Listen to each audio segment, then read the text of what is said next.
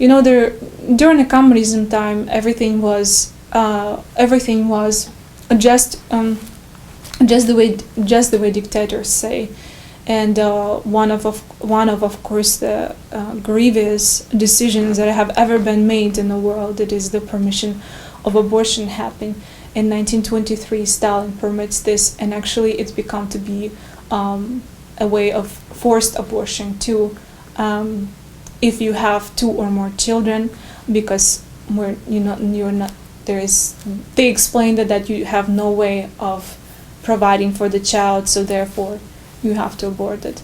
And in fact, if you won't follow what it says, what it's told to you, then you will not receive a quality care at the moment that you would give a birth to your child. Or they really made it everything fearful. Women were afraid. I remember my mom, telling me stories how, there was just so tragic. She was saying that when she was pregnant with my sister, she went down to the birthing hospital, just a regular visit, and the doctor told her that she wants her to do abortion. And my mom said, I would never do this. And they said, well, how are you going to provide for this child? You are poor.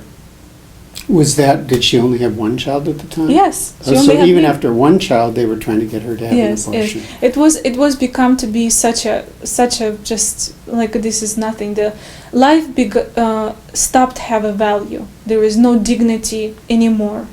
And so many women were forced to this, either maybe by the government, most of them, or by their husband, or whatever it is, the circumstances.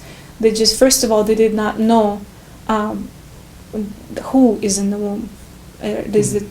From the moment of conception, this is a person, the child, God's given grace to the family. But if they don't know about God, how can they understand the grace? I think you said when you talked to one of our groups that they had no sense, because of no sense of God, they had no sense of their own dignity. Right? Absolutely. They had no sense of human dignity even in themselves. And so then they wouldn't have a sense of the dignity of the child if they don't have their own sense of their own dignity. Absolutely. Right? Yes, we were in schools we were taught this is fetus, and this is something that is blob of cells, this common way of thinking in this time, that was just a blob of cells. This is not a child yet. And way far from having a soul, even.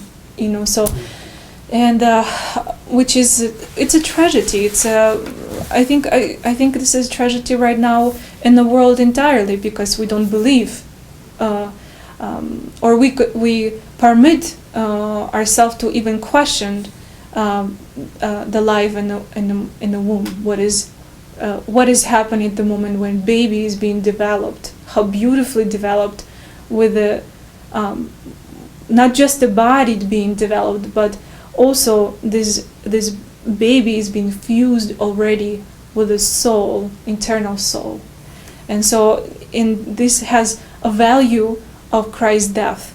So in his sacrifice that he gave to every person in the world, even that will be just one person born ever. Right. But now back in Zaporozhye, when you were a child, you didn't know any of this. No, obviously, absolutely. because no one taught you, right? No one taught you.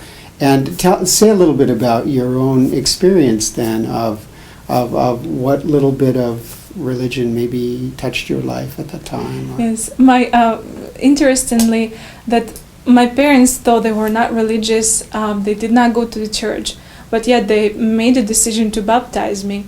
And they made this decision, and I would say more so superstitially, because everybody was doing it underground, so this was the good thing to do to protect the baby, or different superstitial things, which, when people deprive from God, they try to make their own things.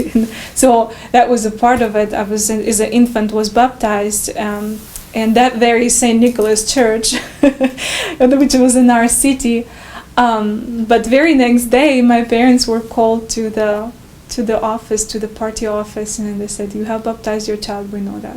So someone spied on them. Absolutely.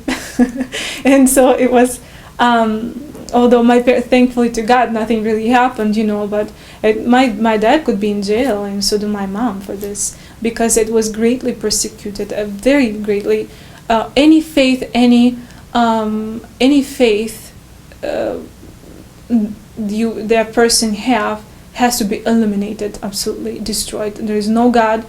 You only have one leader, and this is, Stalin, or when Stalin is going was Khrushchev, and so it was just so you're not permitted to do this, and that was try to work really hard. The only very religious person I had in my life at this time was my grandmother, and my grandmother had a beautiful icon of Our Lady in her home, and it was Our Lady holding a child, Jesus, and very old icon, and it was so I thought, well, my grandma was the most religious person in the world, I thought, and she taught me to say Our Father prayer. I remember how she took me by the hand and she said, that you must know this prayer, you must know Our Father prayer, and she taught me to say Our Father prayer. And I remember after that how many times I went back to the Our Father prayer, and so this is all really what I knew. And of course, as after the communism fell down, even during these times, people still kept some of the way, I would say, tradition, but it was so deprived from the truth. It was just become to be superficial. Yes, like Easter, for example. We celebrated Easter. We were coloring the eggs and we would bake in the Pascha. But I would ask my family, what is this about? They say Christ is risen. Well, what is this?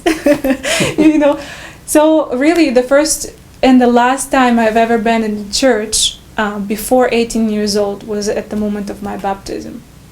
And that was it. I have never been even once in the church. Before you were 18? Yes. Yeah.